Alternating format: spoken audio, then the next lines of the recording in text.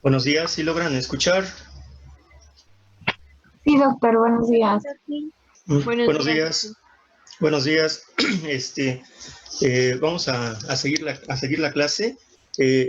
No me pude meter bien a la plataforma del Zoom de la UNAM. De todas formas, vamos a tener esta plática media hora. Si nos falta tiempo, nos metemos a la otra reunión en otra media hora.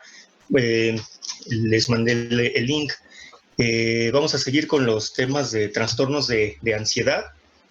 Esta es una parte donde vienen varios aspectos de diferentes diagnósticos relacionados a los trastornos del ánimo según su temario.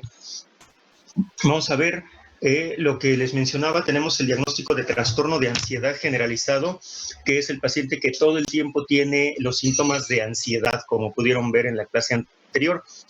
Y aquí tenemos otros tipos de diagnósticos, como podría ser el trastorno de angustia y agorafobia. La crisis de angustia antes se llamaba ataque de pánico, en donde hay un periodo de miedo intenso o incomodidad que se acompaña a síntomas somáticos. Como ven, los síntomas somáticos son alteraciones adrenérgicas como que puede tener el paciente cuando experimenta de forma aguda e intensa en pocos minutos síntomas de ansiedad. Ahí empieza a sentir que el corazón le late muy rápido, temblores, respiración, siente que se está ahogando, infartando, le dan ganas de correr, salir gritando, gritar, un sudor, una sensación de ahogo. Esa es la crisis de ansiedad o ataque de pánico. El paciente muchas veces cree que está infartándose y efectivamente van a urgencias, les toman un electrocardiograma y pues se dan cuenta que no es un infarto, que es una crisis de ansiedad. Se interroga al paciente y si el paciente ha estado bajo estrés, pues de ahí viene el diagnóstico. Hay que hacer un diagnóstico diferencial como en ansiedad para descartar otras patologías, pero el paciente requiere un tratamiento ansiolítico en ese momento. Muchos pacientes van a urgencias por este tipo de síntomas. En 1980 se denominaba ataque de pánico, como les digo, ahora se llama trastorno, crisis de ansiedad. Puede haber o no agorafobia, que ese es como un miedo a estar solo en lugares públicos, o sea, el paciente le da miedo salir a la calle, trasladarse en el transporte.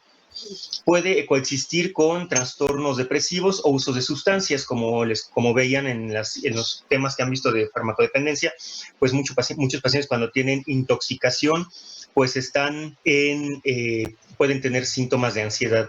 Y hay que descartar la enfermedad de infarto, así el paciente no se está realmente infartando. Dentro de la historia, la ansiedad, la neurosis de ansiedad la empezó a describir Freud en 1895, y agorafobia es miedo a salir, miedo a la plaza del mercado, de agora y phobos.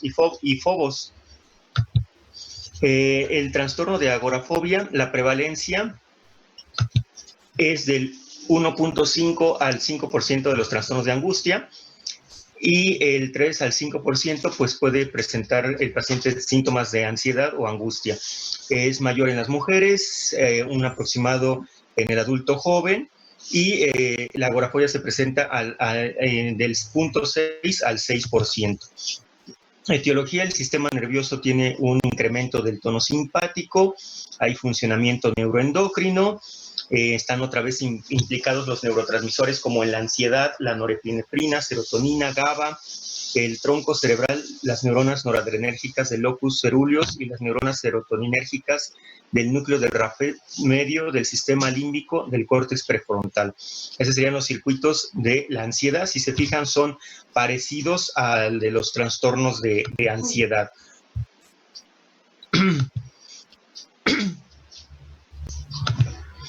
Dentro de la imagen de resonancia magnética vamos a encontrar un funcionamiento patológico de lóbulos temporales del hipocampo, o en una imagen de SPECT. El diagnóstico, pues hay que diferenciarlo como si no hay comorbilidad con problemas cardiovasculares, pulmonares, neurológicos. Por ejemplo, el paciente puede tener un ataque de asma y puede generar ansiedad. Hay que descartar siempre comorbilidad médica. El tratamiento, bueno, los inhibidores selectivos de recaptura de serotonina, para ansiedad principalmente fluoxetina, paroxetina, venlafaxina, también puede funcionar el escitalopram, la sertralina, la duloxetina, benzodiazepinas a dosis bajas, alprazolam, clonazepam, un cuartito, media tabletita cuando el paciente está en crisis de ansiedad, o cada 12 o 8 horas según sea el caso, la terapia cognitiva, y también puede funcionar, como comentábamos, las terapias de relajación, las técnicas de manejo del estrés, técnicas de respiración, terapia grupal, familiar, manejo de los estresores. Entonces puede funcionar. Como mencionábamos, en algunos casos clínicos que habían presentado, cuando el paciente ya llega con una crisis de ansiedad o con síntomas evidentes de ansiedad, se puede iniciar tratamiento desde la primera consulta. Muchos pacientes ya vienen de algún médico, algún psicólogo, y ya empezaron tratamiento o empezaron terapia, pero sí continúa técnicas de relajación, pero continúan los síntomas, entonces ya hay que empezar tratamiento. Otro de los diagnósticos son las fobias. La fobia es un miedo intenso, persistente a un objeto o situación. En la ansiedad, el paciente siente miedo a todo, incluso sin saber a qué. En cambio, en la fobia, el paciente puede sentir un miedo a situaciones en las que pueden ser específicas. Por ejemplo, miedo a volar, a los aviones, a las arañas, a lugares cerrados, la claustrofobia. O sea, la fobia es un miedo en particular a algo. Entonces, ahí el paciente va a identificar este síntoma. Es un miedo irracional, aunque no le vaya a pasar nada al paciente, el paciente puede sentir pánico ante una situación que para otra persona puede ser normal, ¿no? O no generar tanto miedo. Y produce un síntoma de evitación. Por ejemplo, si el paciente le da miedo los aviones, va a evitar subirse a un avión. Va a preferir otros medios de transporte si es posible.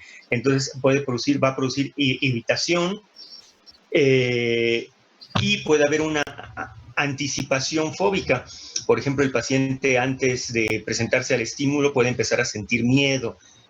Por ejemplo, si se va a subir a un avión, poco antes, llegando al aeropuerto, va a empezar a sentir ansiedad. Entonces puede ahí tomar algún ansiolítico, ¿no? Por ejemplo. La fobia tiene una prevalencia del 11%. La fobia social son estos pacientes que tienen, son como, también pueden tener una personalidad introvertida, les da miedo hablar en público, socializarse, tienen dificultades para relacionarse con los demás. Esa es la fobia social, es del 3 al 13%. Puede haber un poco más de fobia social en el hombre que en la mujer, y alrededor de los adultos jóvenes pues presentan esos síntomas, afectando muchas veces sus relaciones laborales o escolares. Las mujeres, la fobia social afecta un poco más a mujeres, pero en la clínica se demuestra que los hombres pues tienen también fobia social, aunque a veces está un poco oculta o enmascarada, o el paciente no dice siempre todos sus síntomas. Vamos a ver también una etiología como que hay factores biológicos, genéticos y ambientales, como en la ansiedad. Vamos a ver otro trastorno, el TOC, el trastorno obsesivo compulsivo, en donde el paciente va a tener obsesiones y compulsiones recurrentes y lo suficientemente graves para que mermen la calidad de vida del paciente. Por ejemplo, si el paciente tiene una idea de contaminación y tiene que lavarse las manos 100 veces y cuenta cuántas veces se las lava y hace una rutina, y se está 1 hora en el baño lavándose las manos y ya llegó tarde al trabajo, bueno, eso va afectando su calidad de vida. Hay que diferenciar los rasgos de personalidad obsesivos, que eso es diferente. Una persona con rasgos de personalidad obsesivos, pues puede ser una persona, por ejemplo, muy ordenada en sus cosas, muy meticulosa, que siempre llega puntual, muy ordenada en sus archivos, en su trabajo. O sea, esos son rasgos obsesivos. Puede ser una persona como perfeccionista, que le llamamos. Ese es trastorno de personalidad o rasgos de personalidad obsesiva.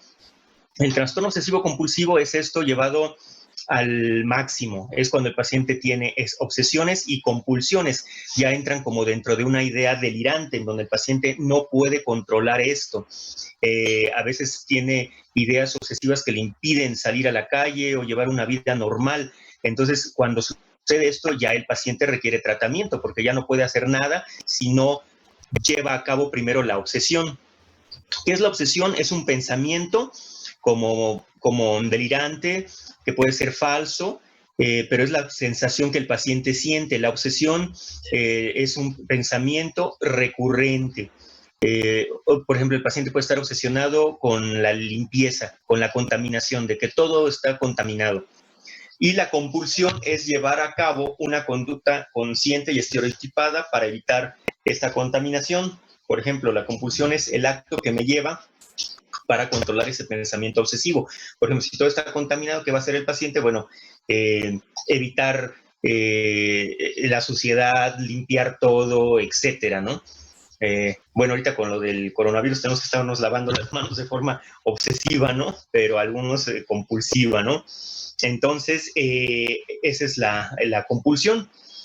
Las obsesiones aumentan la ansiedad, lógicamente. Si un paciente obsesivo ya se le hizo tarde, va a ir con ansiedad, llegan corriendo al lugar de reunión, ¿no? Entonces, muchos pacientes con estos rasgos pues también presentan comorbilidad con trastornos de ansiedad o incluso afectivos. La epidemiología es del 2 al 3%. En más del 10% de pacientes con diagnósticos psiquiátricos presentan trastornos obsesivos y es más frecuente en varones, igual se da alrededor de los 20 años. Etiología, hay una alteración en la regulación de la serotonina.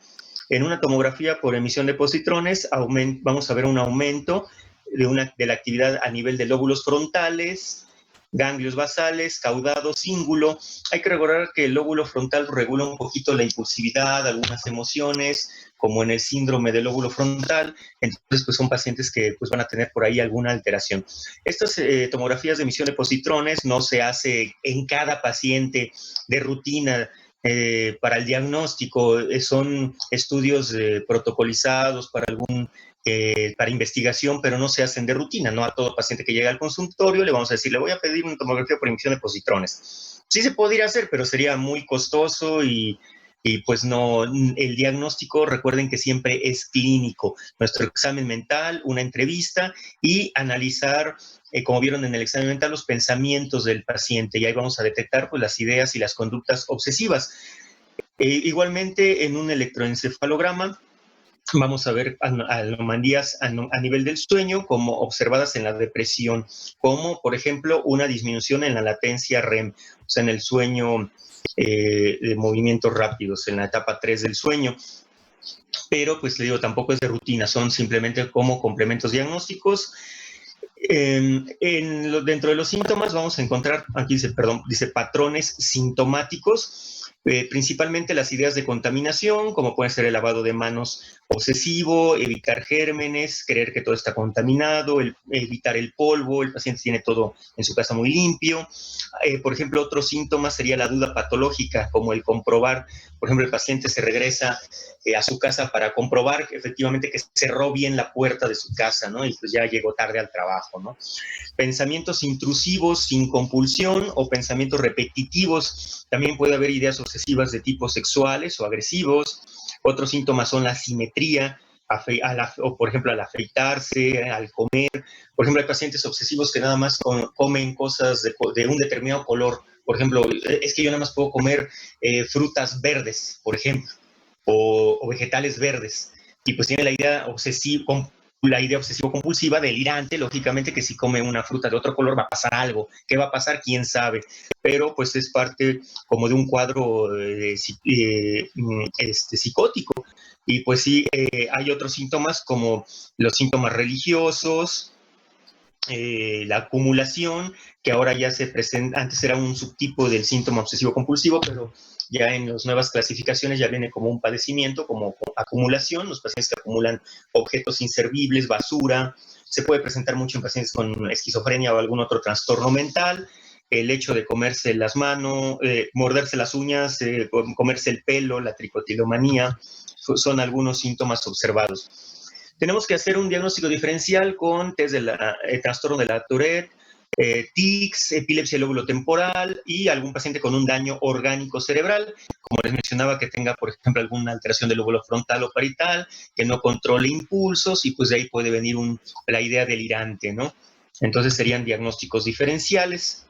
Otro síntoma es el trastorno de estrés postraumático. Es cuando una persona desarrolla un evento de ansiedad o depresivo, después de haber vivido o ser testigo de un suceso traumático, por ejemplo, un asalto, un secuestro, las personas que sufrieron pérdidas o daños en los temblores, o es cuando hay, por ejemplo, es muy frecuente los veteranos de guerra. Entonces, ante estos síntomas, la persona va a reaccionar con un miedo excesivo y va a tener como recuerdos o flashbacks del evento y va a evitar ciertos lugares en donde le recuerden ese evento. Entonces, cuando hay un trastorno de estrés postraumático, los síntomas deben de durar al menos un mes. En el trastorno de estrés agudo, ese es otro síntoma, se define de manera similar al trastorno de estrés postraumático, con la excepción de que los síntomas ocurren durante las 4 semanas siguientes al suceso y duran de 2 a 4 semanas. Aquí es, por ejemplo, cuando entran a una nueva escuela, un nuevo trabajo, puede ser parte de un trastorno adaptativo, puede ser menos tiempo de duración o síntomas parecidos a los de la ansiedad, pero es más agudo, como dice, los síntomas se presentan en unas 2 o 3 semanas. En el trastorno postraumático, la epidemiología se menciona del 1 al 3% de la población, afecta también a adultos jóvenes, aunque puede ser en cualquier edad. Factores psicodinámicos. En el modelo cognoscitivo propone que las personas afectadas son incapaces de procesar o racionalizar la respuesta traumática. Por eso en los trastornos de ansiedad o crisis de ansiedad o trastornos postraumáticos, pues ayuda mucho la terapia cognitivo-conductual para romper este círculo entre cognición y las ideas obsesivas o fóbicas, etcétera. Puede haber periodos de concientización y periodos de bloqueo del suceso, en donde el paciente puede tener un mecanismo de negación, de escisión, de sublimación, en donde puede tener un mecanismo psicodinámico en donde puede él tratar de evitar esta situación, ¿no? Esto ya se puede detectar y trabajar ya más en un proceso psicoterapéutico. Dentro de los factores etiológicos, biológicos, en el trastorno de estrés postraumático, pues vamos a encontrar igual los neurotransmisores como noradrenalina, dopamina, opioides endógenos, receptores benzodiazepínicos, y va a estar involucrado el eje hipotalámico pituitario adrenal, va a estar hiperactivo. Va a haber un incremento de actividad en el sistema nervioso autónomo, ETA elevada, alteraciones del sueño, como en la ansiedad. Las manifestaciones clínicas, el estrés postraumático, el paciente va a estar viviendo constantemente o recordando el evento doloroso y va a haber un embotamiento emocional, puede tener crisis de ansiedad al recordar el evento o al pasar por un lugar que le recuerde ese evento, evitación, puede aparecer incluso después de varios años y va a haber sentimientos de culpa, rechazo, humillación. Esto afecta emocionalmente al paciente, le puede generar una distimia, una depresión también. Ya en cuadros más avanzados puede haber, según los mecanismos de defensa, estados disociativos, crisis de angustia, alucinaciones, alteraciones de la memoria. El paciente, pues con estos síntomas puede presentar agresividad, poco control de impulsos, mala toma de decisiones, depresión, o se puede, utilizar sustancias como el alcohol, tratando de contener sus síntomas, ¿no? Como un paliativo. El diagnóstico diferencial, vamos a ver si no hay alguna alteración orgánica, como siempre, si no hay alteraciones, traumatismos, epilepsia, depresión, consumo de sustancias. Hay que tener nuestro diagnóstico estructural para ver la personalidad del paciente. Es muy frecuente que el paciente tenga un trastorno borderline o límite de la personalidad. Aquí tenemos un pronóstico que no es muy halagador, el 30% se recupera, el 40% continúa toda la vida pero con síntomas leves, el 20% más síntomas moderados, el 10% no experimenta ninguna mejoría. En jóvenes y en ancianos puede haber más síntomas, como que la enfermedad puede ser más marcada, también por las vivencias, ¿no? Tal vez.